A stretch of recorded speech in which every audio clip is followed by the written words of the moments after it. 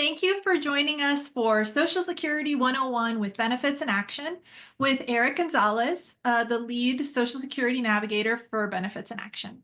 My name is Christy Moran. My pronouns are she and Aya, and I am the Adult Library Services Senior Consultant for the Colorado State Library, or as I like to say, a librarian for Colorado's library folks.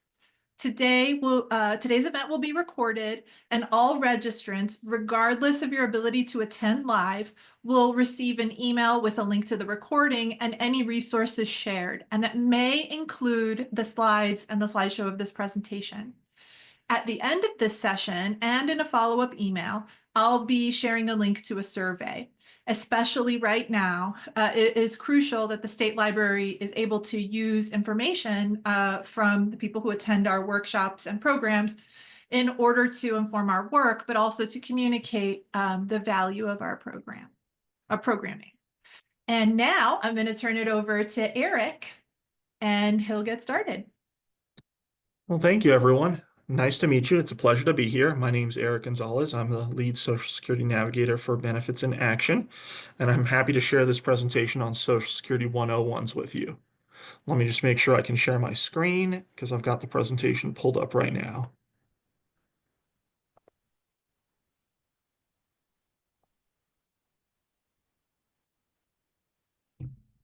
We see your screen. We see your Perfect. desktop. Oh, there we go.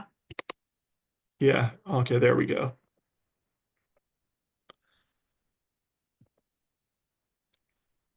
Okay, so this is our presentation in Social Security 101. I don't anticipate it taking the full hour, but I'm happy to stick around for the full hour to answer any questions people have. Feel free to put your questions in the chat or otherwise, and I'll get to them as soon as possible. So here's our agenda for this presentation. Just a really quick recap of why Social Security is important, an overview of what Social Security is in the context of government benefit programs, a little bit about the three main Social Security programs that we help with at Benefits in Action. Keep in mind there are several Social Security programs. Some are handled directly by Social Security, some can be handled by outside entities. A little bit about how to apply for Social Security benefits, and a couple tips about how to actually get a hold of a live representative at Social Security before we break into questions.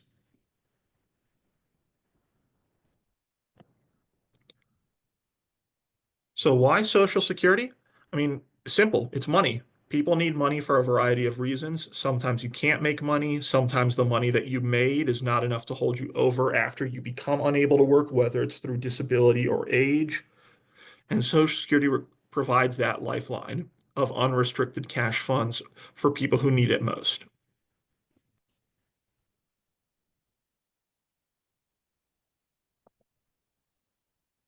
So like I said, Social Security, unlike other government benefit programs such as SNAP or Medicaid, which provide food and health insurance, this provides money. So you can spend this money on just about anything. In fact, it is unrestricted. And these are the disability programs that Social Security works with: retirement, disability, family, survivor benefits, and supplemental security income. So in a nutshell, these are federal programs. So you wouldn't go to your county Department of Human Services with them. You would have to go to the Federal Social Security Administration. You can apply online. You can also call to schedule a phone appointment.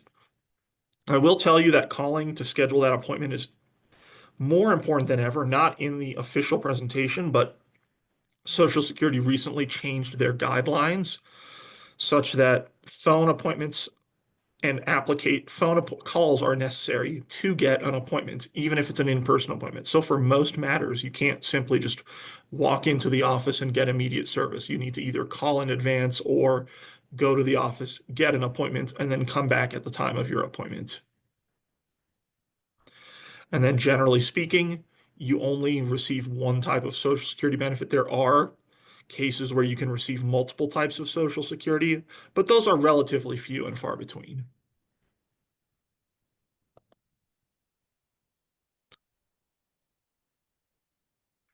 So the first Social Security is just regular Social Security retirement. It's what you get when you age into Social Security, if you've been working and paying taxes into Social Security, regardless of your medical condition, it's based solely off your age and your work history. Most individuals need about 10 years of work history to qualify.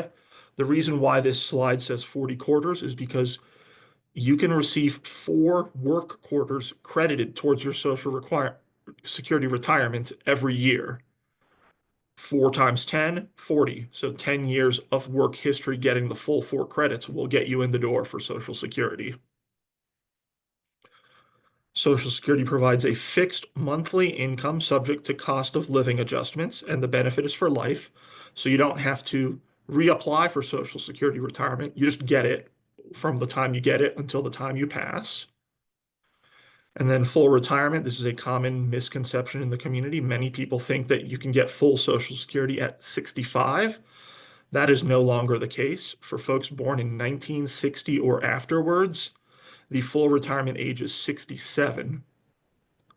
Of course, you can take benefits earlier or later, and then you'll get a penalty or a bonus, respectively, on a sliding scale, depending on when you take your retirement benefits. So, for example, if you take it at 62 as early as you can, there's a lifetime 30% penalty on your monthly retirement benefit because you took it earlier than your full retirement age. However, if you take it up at 70, which is the latest that you would want to claim it, any time afterwards is of no extra benefit to you, you would get about I believe, a 32% bonus per month because you delayed taking your retirement. And there are cases where you can apply based off another person's work record. What that means is, let's say you don't have enough quarters, but you were married to someone who did. You can get spousal benefits. You can get divorced spouses benefits. You could also potentially get survivor's benefits if you have a deceased spouse who paid into Social Security, things like that.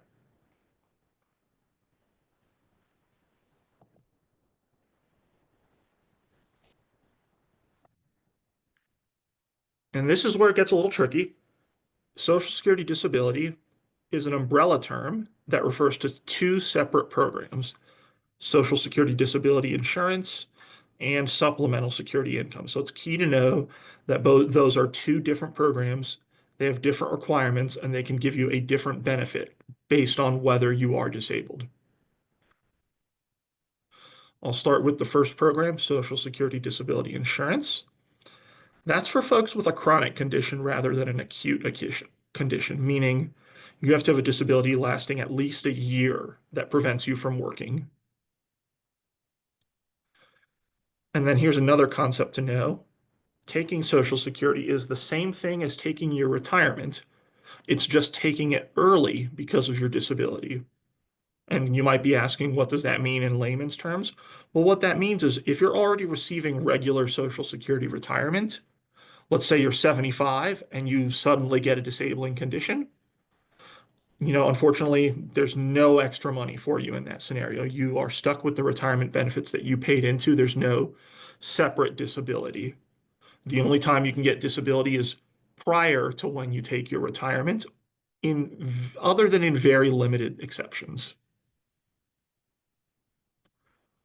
And then this program, Social Security Disability, is an entitlement program. What that means is that the payout you get is based off the pay in that you put in. So you have to have worked and paid taxes into Social Security. And unlike Social Security retirement, these work quarters expire after a while. So you don't necessarily only need consistent work history, you also need recent work history, which for most individuals is working 5 out of the past 10 years, even if it's only part-time, or the past 10 years prior to the onset of your disability.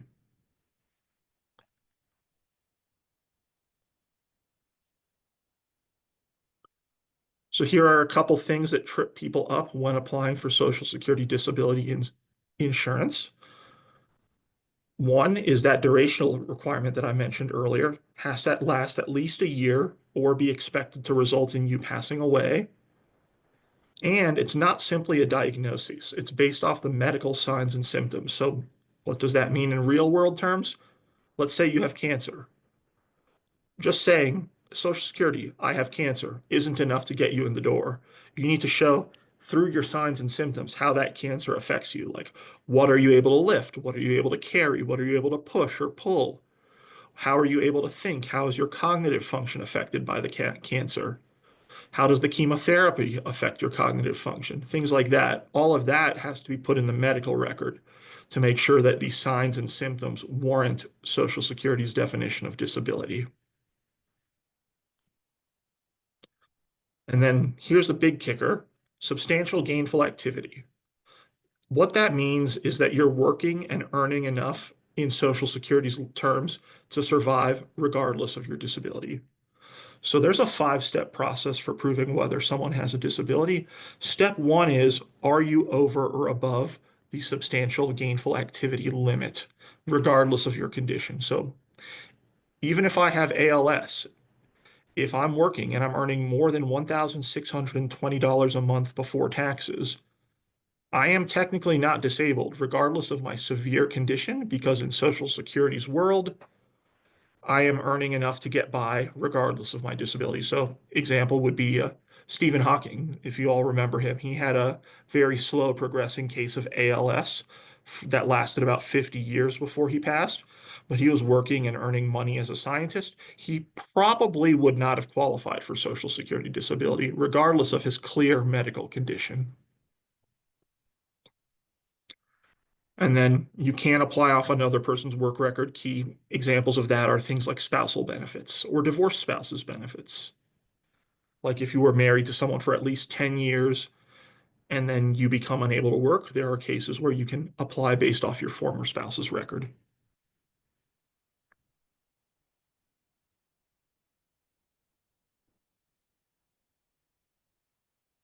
This program is supplemental security income. It's a little different. As this picture states, it's basically a donation. It's not entitlement. It's not based off your work history. It's actually a needs-based program. What that means is that anyone who's disabled and meets the definition of need that Social Security has created can get these benefits, whether you're a child, an adult, an older adult. A needs-based basis means earning less than that substantial gainful activity limit of $1,620 a month gross and having less than $2,000 in assets or resources, unless you're married, in which case that limit increases to $3,000. Some of you might be asking, what is an asset? What counts as a resource? That's the very next slide, so I will tell you right now. So in a nutshell, an asset or a resource is anything you can convert to cash other than your primary residence, your primary vehicle, and your personal possessions. And these are some examples of things that count as assets against you towards that $2,000 or $3,000 limit.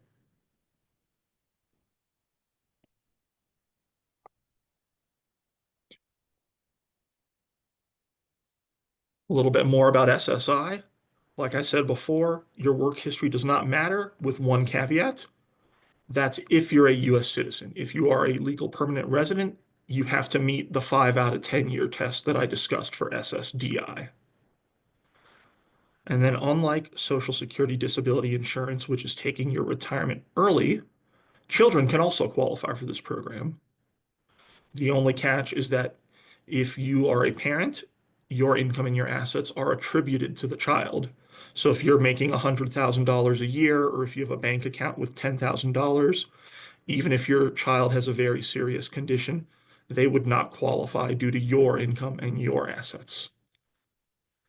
And finally, SSI is a program of last resort. As this picture demonstrates, you basically need to have eaten every other slice of the pie before you can get the small sliver of the pie that is supplemental security income.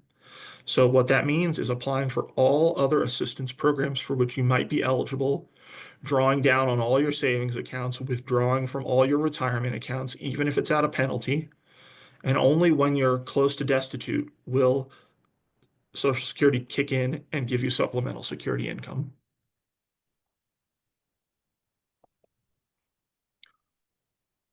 So here are a few ways to apply for Social Security benefits. You can apply online. ssa.gov. You can call your local office. You can call the national hotline as well. You can go to the office and schedule an appointment with Social Security. Third-party organizations such as Benefits in Action are also able to help. Just letting you know, though, you want to shop around because different organizations do different things in relation to Social Security. For example, Benefits in Action does a lot of initial application paperwork. Other organizations only handle Social Security appeals, meaning you've already been denied benefits and you're trying to overturn that denial. And then some organizations charge, some do not. And then the amount that they charge, subject to Social Security's rules, can vary. So what that means is that Social Security has a cap on how much an attorney or anyone else can charge to get you Social Security benefits. Currently, that cap is the lesser of 25% of your back pay up to $9,200. It's not continuing or going forward. It's just out of your lump sum back pay if you get a lump sum back pay award. And any fee contract has to be approved by Social Security, meaning you can't just charge a fee willy-nilly. You have to actually request that fee, and Social Security will then approve it and give you that money or tell you, yes, you can collect that money from the client.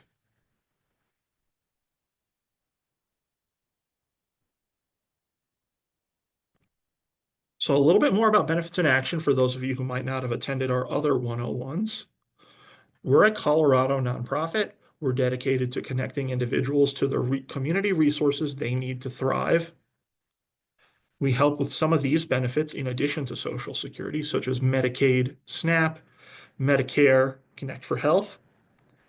And we do Social Security applications. However, it is on a case-by-case basis after reviewing medical evidence, just to make sure there's a reasonable likelihood that we would actually be successful if we applied on your behalf.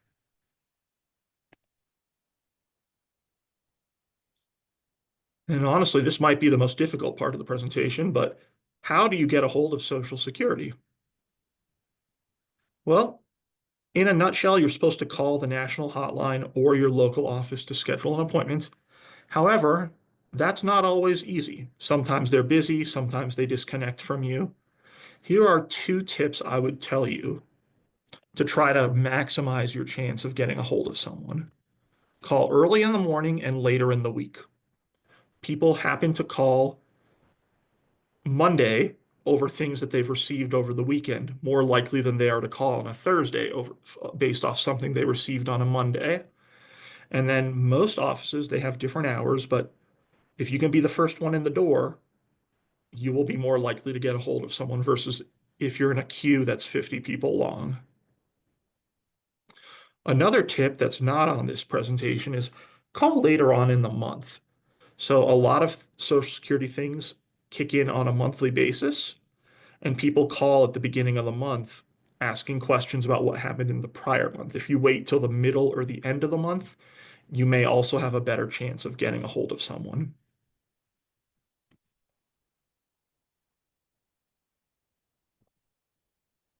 All right. I see there's a lot of chatter in the chat, and I am willing to do chat questions as well as any verbal questions. I'll hand it over to Christy in case she wants to read any of the questions from the Yeah, chat. I do. We have some questions in the chat and some folks came in later. And so I just want everyone to know this webinar is being recorded and all the resources are going to get sent. These webinars tend to be kind of shorter, but we end up with questions toward the end. So please continue to put questions in the chat if you have them.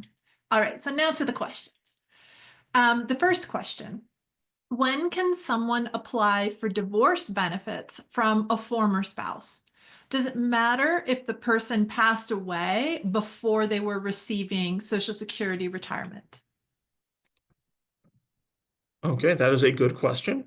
Normally, you can apply for divorced spouses benefits if the marriage lasted at least 10 years. As for whether or not they have passed before receiving retirement benefits, that part I'd have to get back to you on. I'm happy to do some more legwork on that. Thank you. Next one. Okay. This one's specific to the $1,600 a month income. So is that before taxes per person or combined household income? Oh, that's a really good question. It is before taxes per person who is applying. So let's say you're a husband and a wife, and the husband is applying. The husband has to be under that income limit. The wife can make however much she wants because it's based off the husband's work record and the husband's ability to work. However, there is a caveat. For supplemental security income, they look at household income. So if you're married, they'll look at your spouse's income, unlike Social Security disability. All right, next. This is a great question. How likely is it to need an appeal? What organizations or resources support with those appeals? It's honestly relatively common to appeal. I would say that without assistance, you have between a 30 and a 40% chance of succeeding without an appeal. With assistance, that number goes up to about between 50 and 60%. So appeals are pretty commonplace in Social Security's world. Benefits in Action is one organization that can assist with appeals. There's also a variety of disability law firms as well as other organizations that provide appeals. I mean, one that comes to mind is Easter Seals, I think does a lot of work with Social Security, but I honestly don't have a specific network of referrals. I'm in a pin before going to the next question. 211 Colorado has an excellent resource navigation dashboard. Um, and I mentioned that here because questions like they'll have like a section on things like Social Security. And I suspect that other organizations, so Eric mentioned Easter Seals, but other organizations like Benefits in Action, like Easter Seals, may also show up listed as like a Social Security support, and they may be able to assist in appeals. So just Mhm. putting that out there. I could also put the link for 211 Colorado in the chat, and that is 211colorado.org, but I'll verify that before. If I got it wrong, I'll re-say it in the recording. Okay, now next question. And this is relevant for a lot of folks, but perhaps not all of the folks on this call. So can you talk a little about how PARA, the program that teachers end up in, interacts with Social Security retirement? And I want to pause for a second because many of our library districts in particular, as opposed to city, county libraries, many of our library districts in particular, the staff of those library districts are also in PARA. And so are state employees. So it's teachers and also. So it's very relevant. So I'll ask again, can you talk a little bit about how that system, PARA, interacts with Social Security retirement? I can a little bit. And the honest answer is that all of that is in flux right now with the Social Security Fairness Act that was recently passed. So in until last year, until that act was passed, the answer would have been no, they don't interact. If you're getting para, you're not paying taxes into Social Security and not accruing work credits for Social Security retirement. Now the answer may be a little different. I believe that there are public employees like teachers, firefighters, union members who are able to get Social Security even though they are public employees paying into a program such as para. I'd have to do a little bit more research into the Fairness Act, though, to get you a better answer. Thank you very much. I also want to state, given everything that's going on in terms of federal and also local and state administrative changes, legislative changes, and changes to operations, a lot of the things that we take for, like we'll take as answers now, I think especially librarians who are like fielding questions from folks, we have to be really generous and kind of graceful with ourselves about like we can't commit to too many answers. So thank you, Mhm. Eric, for that. We continue to have questions. So yet another question. What is helpful to gather or prepare prior to your appointment with Social Security? Very good question. Best thing to do would be to get a list of your medications, your most recent resume, so you can talk about your job history with them and your work history, as well as a list of the doctors and hospitals you've been to recently for your disabling conditions. And that includes names, addresses, phone numbers, dates of treatment, dates of any important tests. So if, let's say you had a heart attack and you had an EKG in January for that heart attack and you're still suffering from the effects a year later, you would want to be able to point to the EKGs in the medical record so that Social Security can look for it when they request medical records on your behalf. Excellent, thank you. There's a lot of stuff to have on hand, but also really important to remember that often we don't keep our own records. And Right. especially us, especially librarians, I just want to say, honestly, if I've learned nothing from my parents who have their own disabilities and are constantly in and out of the system for all of this stuff, you know what? Print it, print it and put it in a file. Just have it on hand. Worst case, you've got it and it's taking up space. We continue to have questions, so I'll keep going. When it comes to collecting survivors' benefits, what is the average percentage having taxes taken out? If I'm not mistaken, it's voluntary to have those taxes taken out. Hopefully I read that right, Carla. Yeah, let me start with the back end of that question. Yes, it is voluntary to have those taxes taken out. And whether or not you receive other income in addition to your survivors or other Social Security benefits would really be the clinch to whether you want to take out tax benefits. So Social Security on its own, if you have no other income, not taxable. However, other income that you get could make part or most of your Social Security benefits taxable if you exceed certain tax thresholds. In which case, if you know you're going to have a private pension that's $50,000 a year, that's going to make most of your Social Security taxable. You're going to want to do the voluntary withholding form so that you're not owing money at the end of the year. And that form, in case you want to know, is a form W4V. There are different, you can set any amount that you want Social Security to withhold. There's also preset amounts where you can just check the box. Another question? Oh, and this one, Tanya, I'm with you on it. Is it possible to bypass the regular call queue and go directly to the long-term disability call queue? So it's like their direct line, perhaps.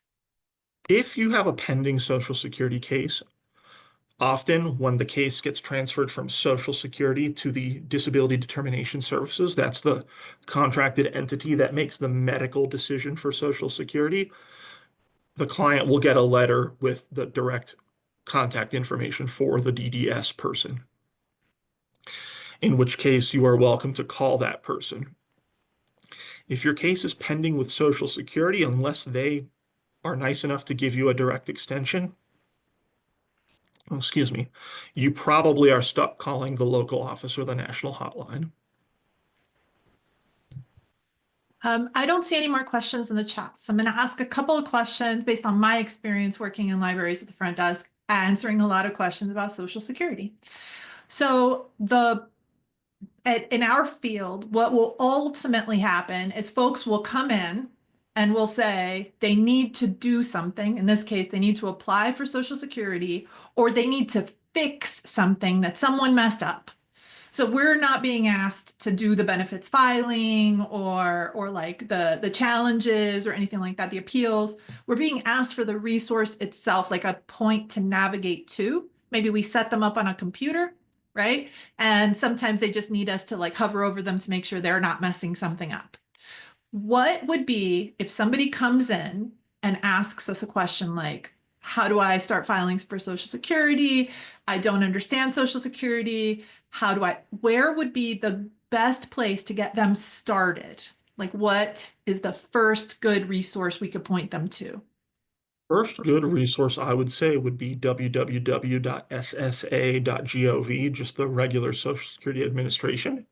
Depending on how tech savvy your folks are, if they're able to navigate the internet, there's a way to apply for any Social Security benefit online and get more general information on the program. Also, Google searching like the specific topic query that you have.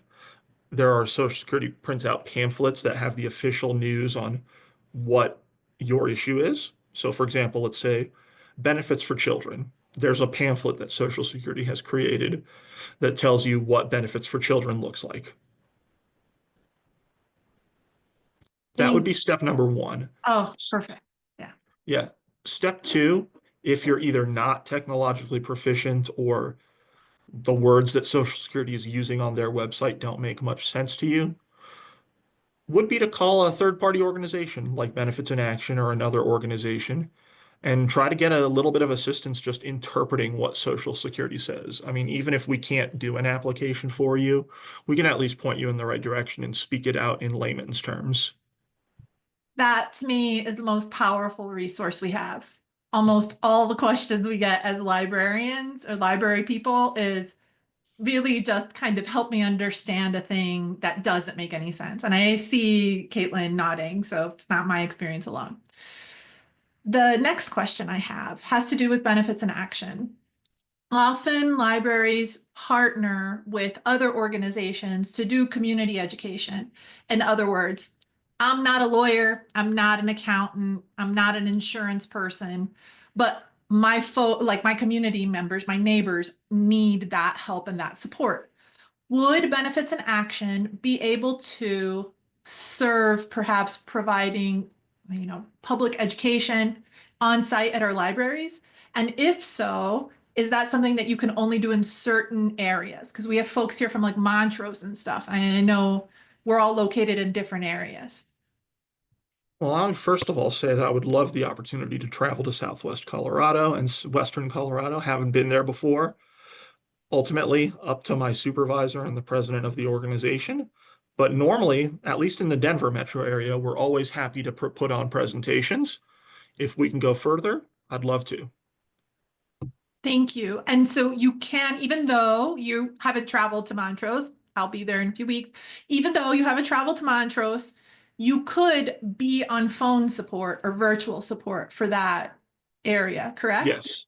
Yeah, we could schedule a presentation like this one that's virtual, and I can give some general advice virtually. So Ashley put in, I said a question, but I was wrong, an experience that I will now share aloud. When setting up a Social Security account online or online account, the person will need an email account and have it on a mobile device with them so they can verify they're setting it. So those are some questions to ask if they want help with SSA.gov.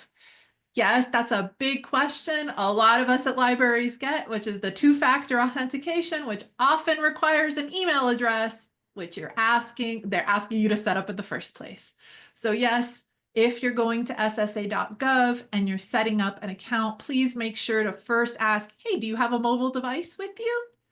And correct, Ashley also mentioned it has to be a unique email address. In other words, it cannot be an email address that someone has already previously used. If it was them, just forget password and do the whole thing. Hmm. Yeah, and the issue with waiting through multiple phone queues in order to actually speak to a person has come up again because it is such a challenge. Oh, it Um, is. I mean, I've been disconnected from Social Security 3 times today. well, if Eric is getting disconnected, like we're all getting disconnected. Um, okay. There's a lot of federal, I mean, SSA, SSID, SSI, they're federal programs, right? If it is the case that someone has an issue with their own identity as a result of identity fraud or a mistake made by the Social Security Department, they may not be able to go to SSA.gov. Will Benefits Correct. in Action be able to support navigating toward how to resolve that? Short answer, yes. Long answer, it really depends on the issue and what kind of support they want. Like, yes, we can give advice. We can say, oh, let's say your name is misspelled on your Social Security card and you need to change that so you can apply for benefits. We can tell you how you can get in contact with Social Security. We can tell you what to say to them. We can be on the phone call with you while you try to schedule an appointment, but we physically don't have access to the database to actually change your name in the database so that it would show up correctly. Thank you. That's really important. There was a recent story that took place in Colorado, but has happened in other places of someone being listed as deceased when in reality they were alive. And as a result, their Social Security stopped coming in. So it is important to note that while mistakes do happen, even if they can't contact SSA directly, they can find support, perhaps navigating to an organization like Benefits in Action might be helpful. Another thing I'd like to ask is something that comes up a lot, particularly when serving older adults, which is frauds and scams specific to them and to Social Security. So are you aware of any particular, like any specific scam? Because every once in a while it's like one that's going around. Are you aware of any specific scam that perhaps we can keep an eye out for if somebody comes in asking us a question? Don't have a specific scam in mind recently, but I will tell you right now, there's a lot of different scams going out there. And as a general rule, if you are not unsure of the source of the call, just hang up. Social Security is not going to call you out of the blue unless you've requested a call from them. That is super good to know. Okay. I don't see any other questions in the chat.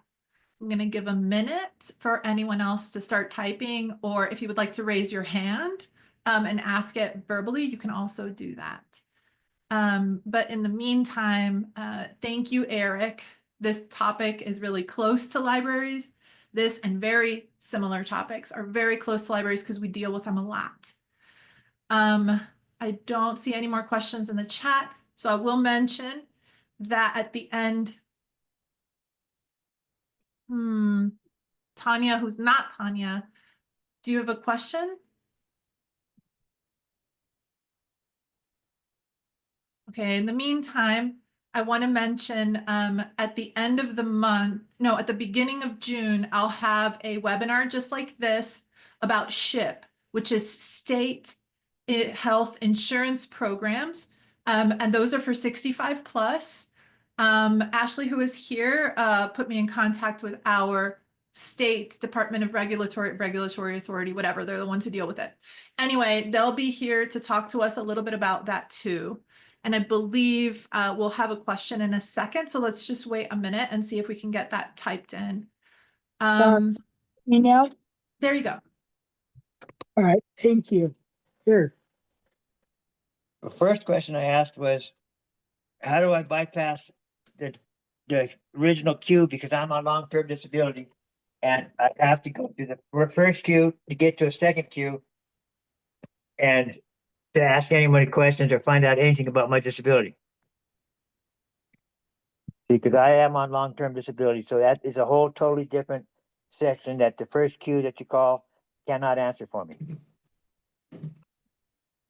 Okay, and by long-term disability, do you mean Social Security disability insurance or supplemental security income?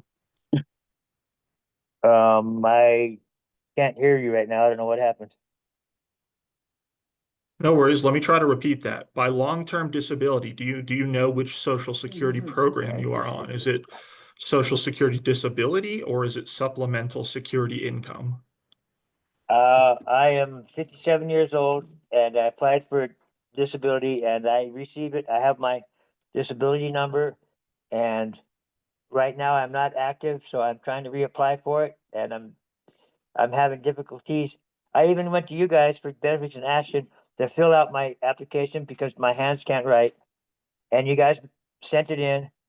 I called up disability and they said they didn't receive the application. So they sent me an application and even said, here, sign here. It was a blank application, so sign here. So I went and filled out the application all over again and signed there and mailed it in. And this was 2 months ago, and I still haven't heard anything back from anybody. Okay, well, I'm sorry to hear that. I'm not entirely sure what's going on based off that fact pattern. It sounds like you were on benefits, but Yes, but they stopped for some reason and you're trying to get them turned back on. correct. And that's actually depending on the length of time that's been. If it's been less than a year, generally speaking, all that requires is calling Social Security and providing them with whatever paperwork they want, as opposed to a new application. So I'm not sure what's going on there. I am happy to schedule a follow-up appointment with you where we can chat about your issues privately. Yeah, That would be great. I just put the number under one of your comments. I want to make sure to respect your privacy and make sure your situation is handled one-on-one directly, because if not, you know how it is. You know how it is. Yeah, Already happening. So I am going to put in the chat if we have no more questions, because that is definitely a one-on-one question. I'm going to put in the chat the survey from the state library. I do have one more question though. Oh, okay. Go Is ahead. how much can I actually make before it affects my disability check? You know, if I do have a job or whatever, because I would like to make a little bit of money so I can qualify for earned income credit on taxes. Oh, good question. And it really depends on the program that you're on. And it depends on how long you've been working as well. So without going into your scenario specifically, for the first program, Social Security Disability, after what's called your trial work period, you can't be making more than $1,620 a month before taxes. Okay. For SSI, it's a little bit different. Okay. Well, I'm not sure which one I am. I said disability is just regular disability because I'm not old enough for retirement yet. So. It, that specific question, it comes up Okay. in lots of conversations about disability in particular, because the income is so very low. And that is the max, you know what I mean? Yeah. And so that's something that we also, especially in library spaces and other public serving spaces, are going to need to remember, right? And have absolute empathy and compassion in those moments. I mean, even that would help a whole lot. Even $1,000 a month to be, or $900 a month to be, you know, tremendous help without affecting my disability check. Absolutely. All right. Absolutely. Thank you. You are very welcome. And again, that number is right in the chat. I went ahead and put the survey for Colorado State Library in the chat. I will email that with, like, you know, all the stuff, including the recording. I'm going to stop the recording now